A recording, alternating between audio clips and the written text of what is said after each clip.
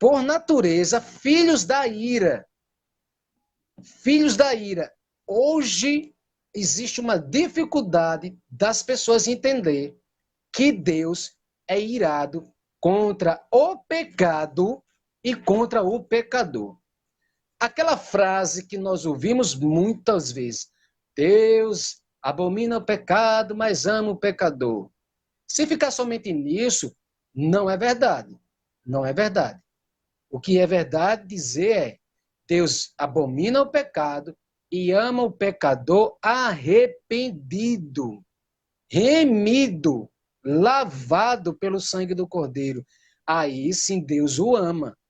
Sobre os que não assim foram, a ira de Deus está sobre ele. Filhos da ira, como também os demais. Salmo 7, versículo 11 e 12, diz assim que Deus julga o justo e se ira com o ímpio todos os dias. Se o homem não se converter, Deus afiará a sua espada, já tem armado o seu arco e está aparelhado. E já para ele, versículo 13, preparou armas mortais e porá em ação as suas setas inflamadas contra os perseguidores. E aí João 3,36, as palavras de Jesus, tá? Junto com Nicodemos ali, ele vai dizer o seguinte, o último versículo, o 16 é muito lido, né? Mas o 36 não. O 36 diz que aquele que crê no Filho tem a vida eterna, mas aquele que não crê no Filho não verá a vida, mas a ira de Deus permanece sobre ele. Não é que a ira de Deus vai ser posta, ela permanece, por quê? Porque ela já está. Não é uma condição que vai acontecer, ela já está. A condição atual de qualquer ser humano é essa. Eu quero perguntar uma coisa, meu amigo. Por que isso não é pregado nas igrejas? A ira, esse atributo que Deus tem, está sobre o pecado e sobre o pecador. Por que essa deficiência de muitos líderes de anunciar esse atributo que Deus tem, que é a ira? Porque não traz gente para a igreja. Porque você espanta as pessoas. Porque você não lota a sua igreja. Por exemplo, você quer lotar a sua igreja? Começa a pregar prosperidade, começa a pregar cura, começa a pregar bênção. Agora, você quer esvaziar a tua igreja? Prega sobre os atributos de Deus. Não sobra um. Pois é. É essa a realidade. Infelizmente, as pessoas criam um Deus à imagem e semelhança delas.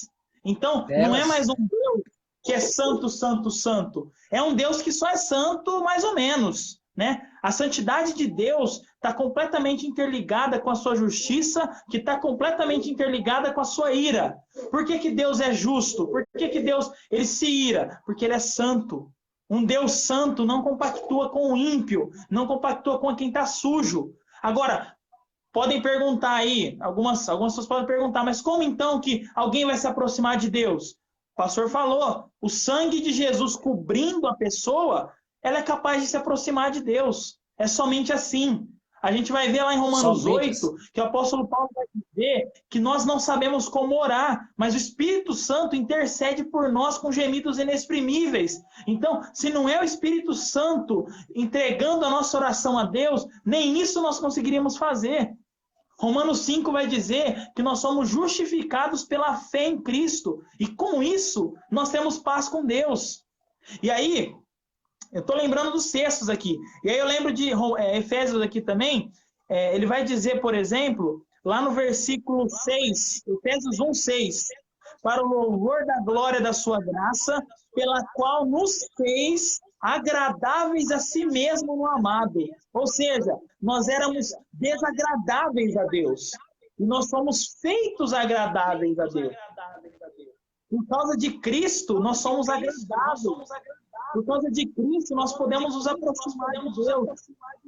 Em suma, é como se Deus olhasse para nós e visse a pessoa de Cristo, porque foi Cristo quem substituiu a nós. Foi Cristo quem nos salvou. Então é por isso que nós não chegamos a Deus.